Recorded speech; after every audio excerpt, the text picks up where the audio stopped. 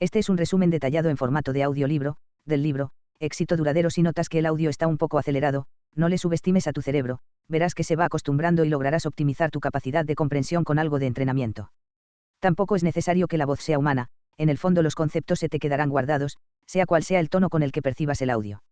No olvides suscribirte al canal, activar las notificaciones y darle like en donde nos encontremos, ya que así seguiremos subiendo contenido de valor para ti. Ahora sí, comencemos el audiolibro. Introducción. La definición del éxito como la consecución de unos determinados objetivos resulta bastante aceptable. Sin embargo, existe una gran diferencia entre el éxito pasajero y el éxito que se mantiene en el tiempo. Según los autores de este libro, el éxito duradero no se alcanza si nuestro empeño no está motivado por una causa que trascienda nuestro ego. Las sociedades sanas y sostenibles necesitan estar integradas por organizaciones que posean esas mismas características, y estas, a su vez, requieren que sus miembros sean personas capacitadas para el crecimiento personal y la carrera hacia un triunfo firmemente asentado. El libro ha sido compuesto a partir de los resultados obtenidos en más de 200 entrevistas a personas de distintas procedencias y profesiones que han triunfado con rotundidad en sus respectivas actividades. Las entrevistas revelan un principio hasta ahora poco estudiado en la literatura existente sobre el liderazgo y el rendimiento corporativo: el éxito a largo plazo tiene menos que ver con encontrar la mejor idea, dotarse de una eficaz estructura organizativa o dar con el modelo de negocio óptimo que con descubrir qué es lo que nos importa como individuos y da sentido a nuestras vidas. Es en ese nivel donde se activa nuestra creatividad y se desata el potencial para fundar organizaciones sólidas y duraderas. En las definiciones tradicionales del éxito suelen encontrarse referencias a la fama, el dinero o el poder como sinónimos de su significado, mientras que ninguna de ellas lo relaciona con el sentido vital, la realización personal, la felicidad o las relaciones estables.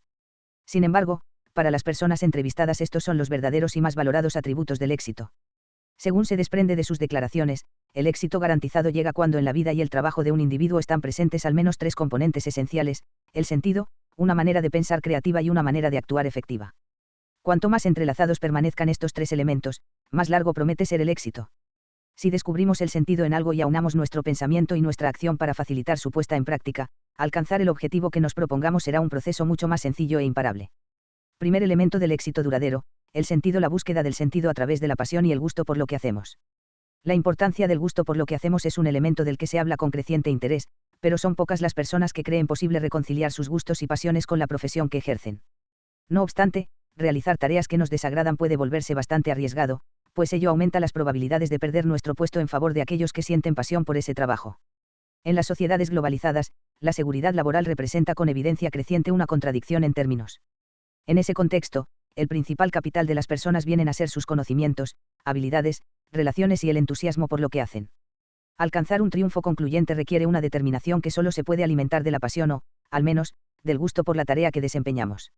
Larry Bossidy, director general de empresa ya jubilado y autor del libro Ejecución, la disciplina de hacer las cosas, considera que el disfrute con lo que hacemos es un imperativo competitivo, porque solo cumpliéndolo conseguiremos hacer más y hacerlo mejor que la persona que tenemos al lado y, de no ser así, ya se encontrará alguien que lo realice con más entusiasmo. El tema de la satisfacción o la pasión por el trabajo no es baladí, sino que se encuentra directamente relacionado con la supervivencia en un mercado laboral competitivo donde hay mucha gente que aspira a nuestro puesto y puede sentir más emoción que nosotros. Los apasionados emplean el doble de tiempo en pensar en lo que han logrado, lo factible que es el trabajo y en lo capaces que se sienten para llevarlo a cabo. Las personas con amor por su trabajo se esfuerzan más, realizan mayor número de intentos, actúan más rápidamente y alumbran ideas estimulantes. En consecuencia, cuentan con más oportunidades de promoción y su contribución al funcionamiento de la empresa es más alta que la de aquellos que trabajan solo por motivos económicos. De ahí que resulte vital el que la empresa otorgue un sentido al trabajo de sus empleados. Según John Seely Brown, jefe de investigación en el Xerox PARC, las personas con talento buscan organizaciones que no solo les ofrezcan dinero, sino también metas espirituales que les puedan inspirar, mover a la acción y que estén relacionadas con sus valores personales, una especie de misión que les dé la oportunidad de hacer un trabajo capaz de diferenciarles del resto. Hay que elegir el camino que más nos atraiga, para bien o para mal, porque solo entonces dispondremos de la fortaleza necesaria para desarrollar todo nuestro potencial y sobrevivir a las posibles adversidades. Enamorarnos de lo que hacemos es la única manera de asegurar un éxito innegable a nuestra vida profesional. El equilibrio y las pasiones. Las normas de la sociedad nos obligan a llevar una vida equilibrada, con compromisos equitativamente distribuidos entre el trabajo, la familia, la comunidad, nosotros mismos, etc. Sin embargo, este equilibrio a menudo se consigue a costa de descuidar alguna de nuestras pasiones. En lugar de equilibrar nuestras vidas, resulta mucho más productivo equilibrar nuestras predilecciones. No es necesario convertir cada una de ellas en una carrera profesional, pero sí encontrarles un sitio en nuestras vidas. Por otra parte, las necesidades del trabajo en las organizaciones requieren con frecuencia que el empleado se dedique a un único cometido principal. Sin embargo, esto no debería representar un impedimento para desarrollar otras ilusiones profesionales. Aquellos que han experimentado el éxito duradero y una vida con sentido suelen tener más de una pasión. El tiempo que dedican a las no relacionadas con su profesión les ayuda, de manera indirecta, a mejorar su entendimiento sobre ciertos problemas. Esta visión periférica permite contemplar los distintos aspectos o dimensiones de una idea o de un asunto. A muchas personas se les ocurren soluciones creativas mientras meditan, se duchan o practican su deporte favorito. En ese sentido, Richard Kavachaevich, uno de los más respetados líderes empresariales y presidente de una de gran compañía triunfadora, Wells Fargo, comenta que sus mejores resultados los obtiene después de aplicar lo que aprende en la cancha de baloncesto, su deporte preferido. Kavachaevich suele pasar 4 horas diarias practicándolo. Según él, el baloncesto le ha enseñado todo lo que hay que saber sobre un equipo, mucho más que sus clases de MBA. Ser creativo con nuestras pasiones debe tener su lugar en nuestra vida y en el trabajo, con unos beneficios que no se pueden forzar o predecir. El pensamiento periférico tiene la capacidad de actuar como catalizador de nuestras pasiones. Para ello es conveniente dedicarle un cierto tiempo, bien en el trabajo o después de él, para experimentar con ellas. Empresas como Google animan a sus empleados a dedicar un 15-20% de su tiempo de trabajo al pensamiento periférico, como una medida de apoyo para la generación de nuevas ideas. Ese tiempo les permite desarrollar sus propios proyectos hasta que están listos para ser presentados a la dirección. Así fue como Krishna Bharat, uno de los principales informáticos de Google, llegó a concebir las Google News. Su interés personal en los medios de comunicación encontró la aplicación práctica cuando, tras el 11 de septiembre de 2001, se hizo patente la dificultad de encontrar y clasificar las noticias en Internet. La mayoría de las personas seguramente carece del tiempo, del dinero, la energía o el apoyo de la empresa necesarios para explorar sus pasiones. No obstante, estas mismas limitaciones o miedo a los riesgos también las vivieron quienes hoy pueden presumir de un éxito prolongado, pues a pesar de todas las trabas, hicieron el intento de dar vida a su pasión. Según Herminia Ibarra, tenemos que poner a prueba nuestras fantasías si no queremos que permanezcan como tales, sabemos quiénes somos y lo que valemos solo cuando enfrentamos nuestras fantasías con la realidad. La integridad del sentido. A mucha gente le fascinan y le producen envidia las vidas de los ricos y famosos. Aunque resulte tentador estudiarlas con el objetivo de trazar una posible guía para nuestras propias vidas, con ello no llegaríamos muy lejos. Los mejores empresarios y los multimillonarios no han hecho nada parecido. El valor que todos ellos comparten es la integridad del sentido al que han decidido dedicar sus vidas.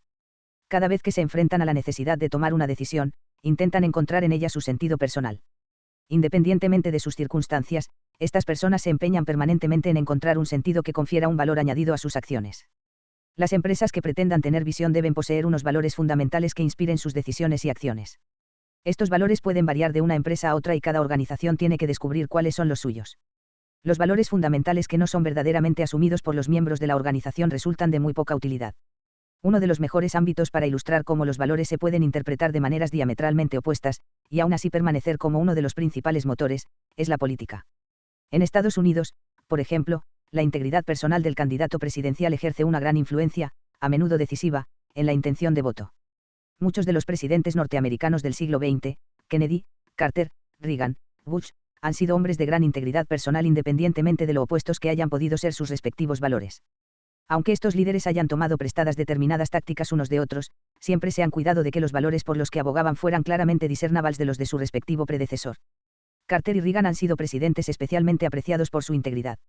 Los dos han sabido llegar a su propia definición del éxito, reinventada a lo largo de las 2 décadas de sus respectivas carreras políticas, pero cuyos valores esenciales no han cambiado.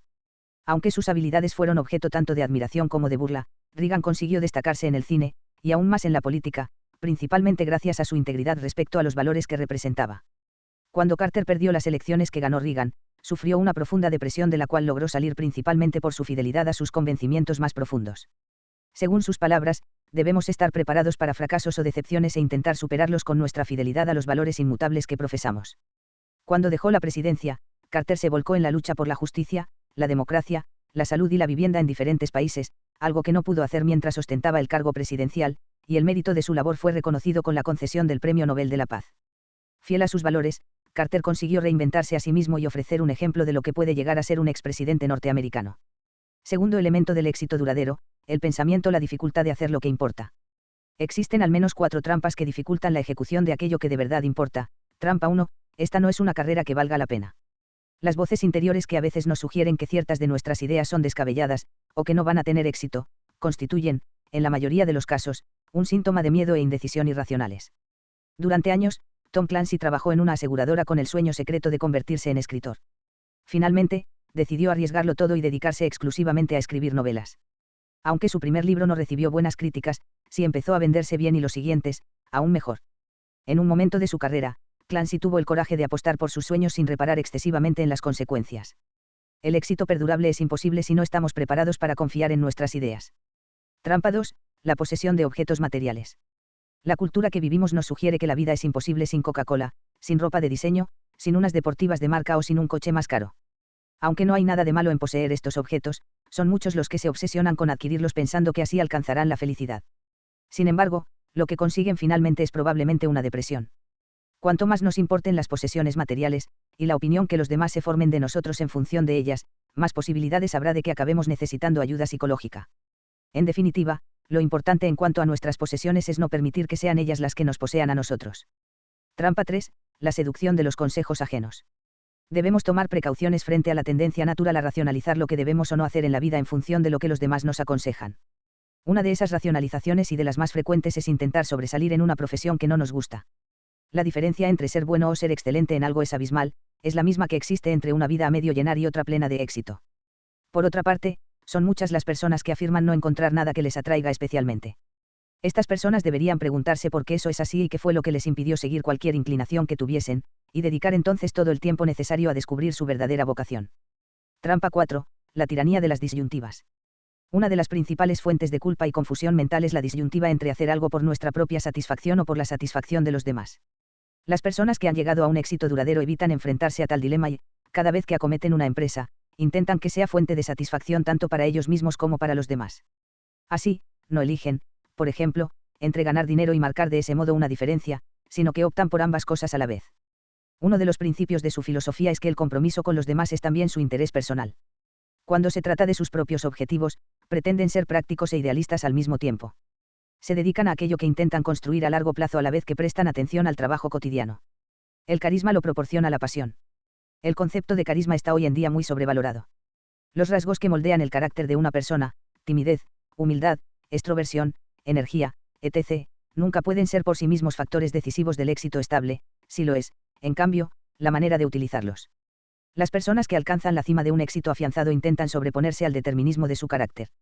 El compromiso con lo que hacen es lo que les permite elevarse por encima de él. Por ello, su carisma no proviene de ningún rasgo en concreto, sino de la pasión que sienten por cierta actividad. El carisma se desarrolla si se tiene la voluntad firme de sumergirse en una causa, vocación, carrera profesional, etc. Las oportunidades surgen no en menos medida de la dedicación y la competencia que de la suerte, el talento o la pasión. Si nos resulta imposible llegar a ser expertos en determinada materia por la que nos sentimos atraídos, deberíamos preguntarnos si ciertamente se trata de una pasión o es un autoengaño. Ser el mejor en nuestro desempeño es primordial para mantener el éxito. Ed Penoet, ex empresario farmacéutico y actual presidente de una de las mayores fundaciones del mundo, cree que la determinación para ser los mejores en lo que hacemos es la clave del éxito. Incluso si no lo conseguimos, intentarlo valdrá la pena porque así sabremos que no tiene sentido dedicarnos a esa actividad. En palabras del propio Penoet, el éxito siempre se construye sobre el buen hacer de nuestro trabajo cotidiano y sin resentimiento por no ocupar aún el puesto de director general. En mi vida he encontrado a gente siempre preocupada por el siguiente paso que iba a dar, pero nunca realmente llegaban a darlo. La preocupación excesiva por la siguiente fase mina nuestra capacidad de hacer bien un determinado trabajo. Penoet opina que se nos conoce como a personas que trabajan bien o trabajan mal, no se nos recuerda por un trabajo concreto en el que cometimos un error, sino como alguien que no desempeña su trabajo como debiera. Cometer siempre nuevos errores. El pensamiento positivo es una herramienta extremadamente útil para aquellos que saben manejarla. No obstante, la mayoría de las personas no lo consigue tras recibir el primer golpe de la adversidad. Los fracasos duelen tanto si se es un candidato que pierde las elecciones como si se es un ejecutivo que recibe malas críticas. Las personas que han alcanzado el éxito duradero se diferencian del resto en que su manera de afrontar la adversidad les permite pasar rápidamente de una emoción negativa a una acción constructiva. Pensar positivamente puede entrañar el peligro de perder la oportunidad de aprender del fracaso y beneficiarse de la comprensión de lo ocurrido. En vez de ello, vale más encarar directamente la equivocación tal y como es que intentar sonreír como si no hubiera pasado nada. No se trata de luchar por sentirse bien en esos casos, sino de aprovechar de la mejor manera posible la adversidad y de continuar la marcha. Los sentimientos negativos no son algo que deba exactamente superarse, sino que la superación reside en el aprendizaje desde la experiencia y la determinación de seguir adelante con nuestros objetivos. Aunque nos encontremos doloridos, el sentimiento por lo que construimos debe prevalecer sobre el abatimiento. Antes que preocuparnos sobre qué actitud tomar frente a un fracaso debemos poner toda nuestra atención en aquello que funciona y, cuando lo hagamos, la propia disposición también mejorará. Los errores cometidos sirven para entender lo ocurrido y facilitan que en el futuro actuemos con mayor agilidad. Toda experiencia, sea buena, mala o regular, no será útil. Personas como Dale Carnegie, Earl Nightingale o Napoleon Hill, los autores de la idea del perfeccionamiento personal, han considerado que los fracasos representan un tesoro altamente valioso, a menudo ignorado por los partidarios de la negación permanente y el pensamiento positivo. Según ellos, el hecho de no haber tenido excesivos desafíos en nuestras vidas solo puede significar que, o bien no estamos dispuestos a admitirlo, o bien que no nos comprometemos de manera apasionada con nada. Lo mínimo que puede enseñarnos un fracaso es a no repetir los mismos pasos que nos llevaron hasta él y a emprender otros distintos. Nos permite calibrar el grado de compromiso con lo que hacíamos y las distintas opciones que, de otra forma, a lo mejor no hubiéramos podido ver. Los protagonistas del libro recomiendan exprimir con avidez el contenido útil de cada fracaso y entenderlo como un activo transformador. A menudo luchamos estérilmente con la vergüenza que impone la derrota y progresivamente sentimos menor confianza en el próximo asalto al objetivo. En cambio, los que saben mantener el éxito continuo hacen uso de todas sus experiencias. No ven en una debilidad o un retroceso una razón para desconfiar de sí mismos, no se marginan o dejan a un lado el problema. Saben que si no consiguen comprender y diferenciar lo que funciona y lo que no sirve, se verán abocados a cometer el mismo fallo. Según Esther Daisan, cualquier proyecto que valga la pena emprender nos empujará a un estado permanente de ensayo y error, de forma que cuando cometamos una equivocación, debemos asegurarnos de que ésta sea nueva. En opinión del director general de Daimler Chrysler, Dieter Zetsche, la industria automovilística es conocida por ser muy propensa a confiarse demasiado en los periodos de éxito, y solo cuando estos acaban, la industria empieza entonces a escuchar al cliente y a intentar mejorar la situación. El fracaso es mejor maestro que el éxito. Ningún éxito ni ningún fracaso son una ganancia o una pérdida completas. Cada uno de ellos puede constituir un regalo o una advertencia. Lo indicado es hacerles trabajar en nuestro provecho. Confiar en las debilidades y utilizarlas en nuestro favor. Es inútil negar nuestras debilidades y pernicioso permitir que paralicen nuestras iniciativas. Un punto flaco de nuestra identidad no debe ser superado, sino elaborado, integrado y tenido en cuenta, para así evitar que se convierta en un obstáculo en medio del camino. En muchos casos, las debilidades pueden llegar a ser elementos del éxito duradero. Charles Schwab, un mago de los servicios financieros, sufría de dislexia. Su lucha contra este hándicap le ayudó desde el principio a aprender a apoyarse en los demás para la realización de sus metas. Él nunca pensaba, a diferencia de otros muchos empresarios, que era, o debería ser bueno en todo. Según él mismo comenta, sabía que mis dificultades me obligaban a recurrir a otra gente que pudiera complementarme en las diferentes partes del negocio que estaba desarrollando. Mi debilidad me permitió conocer cuáles eran mis puntos fuertes y reunir a mi alrededor un equipo que complementara mis carencias. En determinadas circunstancias, un fracaso o un inconveniente pueden convertirse en un catalizador del éxito perdurable. Así sucedió con la dislexia en el caso de Charles Schwab y el miedo a hablar en público en el caso de Gandhi. Personas como ellos estaban obsesionadas con construir algo y, para ello, utilizaron tanto sus talentos como su inferioridad de condiciones. Algo difícilmente encontrable en el carácter de las personas que ha logrado un sólido éxito es la tendencia a culpar a los demás o a las circunstancias de sus propios errores o desgracias. Son conscientes de que el sentimiento de culpabilidad hacia uno mismo o hacia los demás no soluciona ningún problema ni permite avanzar. Creen que depende de uno mismo decidir si se quiere ser la víctima o el beneficiario del pozo favorable que queda incluso tras las circunstancias más difíciles. Joe Nichols, un destacado empresario de Houston, optó por lo segundo tras el accidente de tráfico que le dejó en silla de ruedas. Nichols reflexionó de la siguiente manera: la realidad es que estoy en una silla de ruedas. Más que preguntarme a quién culpar, debo preguntarme quién es responsable de qué. Yo soy responsable de mi vida. Nichols se considera responsable de su manera de pensar, que le permitió seguir haciendo lo posible a pesar de las circunstancias.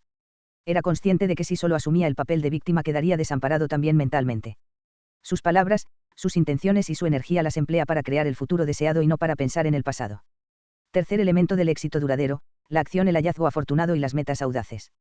La mayoría de los entrevistados afirma que su éxito ha sido un hallazgo afortunado, pero lo cierto es que, en la mayoría de los casos, esa suerte fue más trabajada que ganada. El motivo es que la atención que prestaron a un trabajo con sentido para ellos les permitió descubrir sus secretos a lo largo del camino que recorrieron hacia el triunfo. Se propusieron grandes metas comprometiéndose totalmente con lo que hacían. Por ello, estas personas están mejor preparadas para convertir lo aparentemente inútil en verdaderas oportunidades. Lo que parece fruto de su brillantez, heroísmo o suerte es en realidad un producto hecho a base de pasión, hondura y destreza. Porque les gusta lo que hacen, invierten todo el tiempo que sea preciso en adquirir los conocimientos necesarios sobre aquello que les interesa. Es este saber y la atención que ponen en observar las sutilezas de su actividad lo que les permite sacar provecho de acontecimientos propicios. Su aventura está llena de obstáculos y ocasiones afortunadas donde solo una mente preparada y un corazón abierto pueden abrirse camino. Por más grandes que fueran sus ambiciones, estas personas no eran conscientes de lo diferente que podía resultar su éxito comparado con sus planes iniciales. Sus metas les permitieron tener una visión y crear la vida que buscaban, pero no podían predecir a dónde les iban a llevar. Así, por ejemplo, la visión que tuvo Steve Jobs de colocar un ordenador en cada mesa de trabajo se hizo realidad, pero su compañía, Apple, no llegó a ser el proveedor del 95% de ellos. Gandhi nunca consiguió uno de sus grandes sueños, que era unir a los musulmanes e hindúes en un solo país, pero pocos han hecho más que él para extender la paz y la libertad en el mundo. La planificación de sus acciones les resultó útil, pero un determinado plan raras veces se llegaba a cumplir. Aunque es difícil progresar sin planificar, los resultados no son siempre los esperados. Según el editor Steve Forbes, uno de los hechos más importantes para los que tenemos que estar preparados en la vida es para un hallazgo afortunado. Podemos estar buscando una cosa y acabar encontrando otra completamente distinta si mantenemos los ojos abiertos. Un ejemplo clásico de ello ha sido el de Ray Kroc, el creador de McDonald's. Kroc era ya un cincuentón relativamente contento con su carrera de vendedor de máquinas batidoras de leche cuando se topó con la hamburguesería de los hermanos McDonald. Le pareció que el negocio tenía un potencial de expansión enorme, pero los hermanos no eran de la misma opinión y se dejaron convencer por su oferta de compra, con el resultado que todos conocemos hoy. Para las personas como Kroc, que permanecen fieles a sus intuiciones e ideas, casi todo les sale mejor de lo que al principio pudieran haber imaginado. El riesgo que toda acción conlleva debe abordarse a un ritmo prudente. Michael Dell caracteriza los inicios de su compañía como una serie de experimentos, la mayoría de los cuales fracasaron, pero donde ninguno de esos contratiempos fue lo suficientemente grande como para perjudicar seriamente a la compañía. La naturaleza humana es propensa a buscar antes la seguridad y a rechazar iniciativas que no ofrezcan las suficientes garantías. Sin embargo, las grandes ideas y las grandes carreras profesionales normalmente carecen de planes diseñados al milímetro para su puesta en práctica. Michael Dell, antes de comenzar su aventura en los negocios, no contaba con ningún plan preciso, simplemente, él se atrevió a ir a donde nadie se había atrevido antes. La confianza en una idea y no en las ventajas de un plan es lo que conduce a afianzar el éxito de los grandes emprendedores. Dell comprendió que podía pasar por alto la intermediación de las tiendas de informática convencionales y vender sus ordenadores directamente al consumidor. Sus pronósticos obtuvieron una confirmación instantánea de su validez con los primeros 80.000 pedidos registrados en un año. No fue ninguna sorpresa verle abandonar sus estudios para dedicarse a su negocio y convertirse en el empresario más joven en llevar una empresa a cotizar en bolsa. Los beneficios de la discusión. Uno de los modos habituales de actuar de los verdaderos triunfadores es la búsqueda intencionada de la discusión en el seno de sus equipos. Esta se promueve como el método de extraer las mejores intuiciones, las más apasionadas y creativas de cada uno. No se trata de fomentar la lucha y la competencia entre las personas, sino entre sus ideas. Si la discusión en un equipo se concentra en los temas que importan y no en los ataques a los demás, se libera un enorme potencial constructivo que, en el caso contrario, correría el riesgo de convertirse en una confrontación estéril. La discusión no es solo aceptable, sino también exigible en las reuniones de las mejores empresas. Una de las condiciones para que el debate se mantenga sano y productivo es fijar unos criterios claros sobre cómo debe desarrollarse. Warren Staley, director general de Cargill, al asumir su cargo decidió erradicar una serie de malos hábitos muy arraigados en la compañía y estableció para ello una serie de reglas. Las normas que hasta entonces regulaban la toma de decisiones en la organización eran discutir, tomar una decisión, no estar de acuerdo con ella y hacerlo saber a todo el mundo. Con ello se perdía mucho tiempo en volver a debatir la cuestión y decidir sobre los mismos temas una y otra vez, la discusión era un cáncer en la vida de la organización. Para contrarrestar esta situación, Staley impuso sus nuevas reglas para debatir, discutir, decidir, apoyar. Al salir de una reunión todo el mundo se comprometía a respetar las decisiones allí tomadas. Esto no significaba que no pudiera discreparse de tales decisiones, sino que el compromiso para sacarlas adelante debía ser firme. El propósito final de la discusión así entendida no es otro que fomentar la efectividad. La obsesión por alcanzar una meta no debe ser un impedimento para escuchar y sacar provecho de las diferentes ideas sobre cómo llegar hasta ella. Greg Foster, presidente de IMAX, cree que la capacidad de beneficiarse de las ideas de los demás, fomentando el intercambio de opiniones, es lo que diferencia a un director de cine con potencial para llegar a ser un grande de otro mediocre, autolimitado por su propio dogmatismo. Según sus palabras, el primero tiene la capacidad de escuchar y no teme pedir ayuda cuando necesita aclarar algunas de sus propias ideas. Las probabilidades de que la combinación de distintos puntos de vista nos acerque a la meta son mayores que si disponemos de un único y exclusivo ángulo de visión. Conclusión: reunir apoyos. Las personas que han alcanzado el éxito duradero comparten la opinión de que muchos de sus conocidos pueden llegar a ser miembros de su equipo, organización o comunidad, bien como empleados, clientes, voluntarios o amigos. Eleanor Josaitis, fundadora de la ONG OPE, que lucha contra la discriminación racial en Estados Unidos desde 1967 fomentando las iniciativas intercomunitarias, ha conseguido recabar el apoyo para su proyecto de los miembros de las dos comunidades, la blanca y la negra. Josaitis está convencida de que todo lo que vale la pena hacer no lo puede lograr uno solo. Un líder nunca es suficiente para hacer funcionar un proyecto, por el contrario, el respaldo de otras personas con capacidad de liderazgo y una fe compartida es imprescindible para ello. Según Eleanor, el criterio para reclutar a nuevos miembros para el equipo deben ser los sueños compartidos y, por lo tanto, susceptibles de mantener una relación duradera con el proyecto. En consecuencia, el éxito duradero depende en gran medida de la continuidad de nuestras relaciones con otros ganadores. La razón de ello reside en que si somos capaces de mantener una red de contacto con ellos, a pesar de sus roles cambiantes para nosotros, mantendremos abierta la posibilidad de beneficiarnos de estas relaciones en el futuro llegado el momento necesario. En ese sentido, el modelo del éxito consolidado se basa en el conocimiento de qué comportamientos debemos exigirnos a nosotros mismos, a nuestro equipo y organización, y articularlos de tal manera que se consigan resultados. Lograrlo requiere mucho compromiso, disciplina y, a veces, coraje, simultaneando en la mayor medida posible el sentido, el pensamiento y la acción. En definitiva, es una aventura que precisa de una dedicación completa puesto que no acaba nunca.